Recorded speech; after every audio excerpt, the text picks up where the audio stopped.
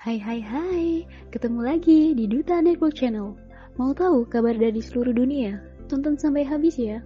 Oh iya, sebelum nonton pastikan klik tombol subscribe agar kalian bisa terus update berita menarik lainnya. Rusia berkonsultasi dengan sekutu soal menantang Amerika Serikat pimpin Bank Dunia. Sobat Duta, Rusia tetap jadi anggota pemungutan suara Bank Dunia loh. Meski Bank menghentikan semua program di Rusia dan Belarusia, menurut Roman Marshavin, Direktur Eksekutif Bank Dunia yang mewakili Rusia dan Suriah, pendaftaran calon potensial dan konsultasi masih berlangsung. Marshavin sedang berdiskusi dengan negara lain tentang kandidat. Kabarnya, kandidat terdiri dari pemodal Rusia dan ekonom asing, mantan kepala organisasi internasional, serta beberapa mantan menteri keuangan dan kepala bank sentral.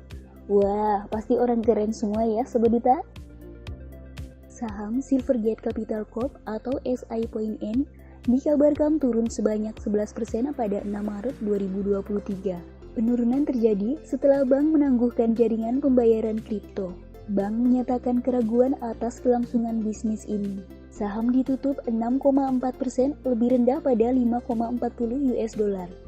Beberapa saham kripto dikabarkan juga ikut turun terkena imbas. Saham pemberi pinjaman kripto Signature Bank atau SBNY.O juga turun 2,5%. Pembuat mesin penambangan BTC E-Bank Internasional dan Canaan Inc. atau CAN.O masing-masing turun 2,8% dan 8,4%. Pembeli BTC MicroStrategy atau MSTR.O turun 3,8%, serta Coinbase Global atau COIN.O turun 2,7% loh. Pakistan dan Amerika Serikat menyepakati kontra terorisme. Mereka menegaskan soal komitmen untuk bersama-sama mengatasi ancaman terorisme. Hal itu disepakati karena Amerika Serikat memperingatkan bahwa kelompok teroris telah berkumpul kembali di wilayah Pakistan, Afghanistan. Amerika Serikat berharap Pakistan mendukung upaya ini guna mencegah kelompok teroris yang berkembang di Afghanistan di bawah rezim Taliban. Sobat Duta, kabarnya Inggris meratifikasi perjanjian perdagangan bebas dengan Australia loh. Ratifikasi dilakukan Maret 2023 ini. Perjanjian perdagangan telah ditandatangani pada 2021. Perjanjian itu dikritik oleh beberapa pejabat Inggris karena bersifat sepihak. Menurut Komisaris Tinggi Inggris Vicky Treadle, kesempatan harus dikembalikan ke House of Commons dari House of Lords pada tanggal 12 atau 13 Maret, di mana perlu 2 atau 3 minggu lagi untuk disahkan. Australia meratifikasi perjanjian itu November lalu. Mereka akan menghapus tarif, menyelaraskan aturan dan standar bilateral. Digadang jumlahnya mencapai 29 miliar dolar Amerika Serikat pada tahun 2019 sampai 2020 loh. Kesempatan ini diproyeksikan pada tahun 2021 untuk meningkatkan perdagangan lebih dari 10 miliar pound atau 11,8 miliar US dollar dalam jangka panjang.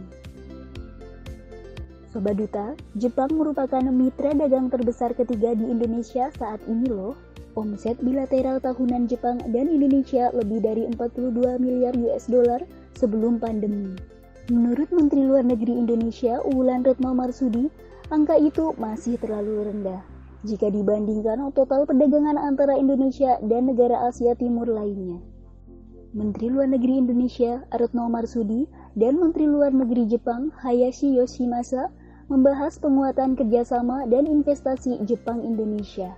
Retno menyarankan agar kedua negara segera menyelesaikan protokol amandemen Indonesia-Japan Economic Partnership Agreement atau IGEPA guna mengatasi hambatan perdagangan dan memperluas akses produk unggulan kedua negara loh. Komisi Pemilihan Umum atau KPU laksanakan uji publik tentang rancangan peraturan KPU atau PKPU. Uji publik ini membahas tentang pencalonan perseorangan peserta pemilihan umum anggota DPR, DPRD Provinsi, dan DPRD Kabupaten atau Kota.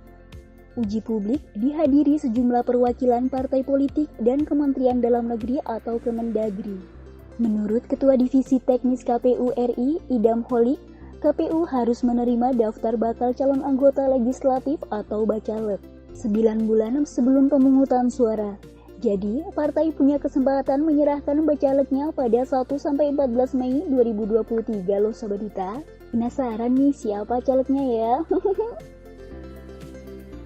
Komisi Pemilihan Umum atau KPU RI buka suara soal tidak adanya sanksi saat persidangan gugatan Partai Prima di Pengadilan Negeri Jakarta Pusat atau Jakpus. Menurut KPU, gugatan itu di luar kewenangan Pengadilan Negeri Jakarta Pusat.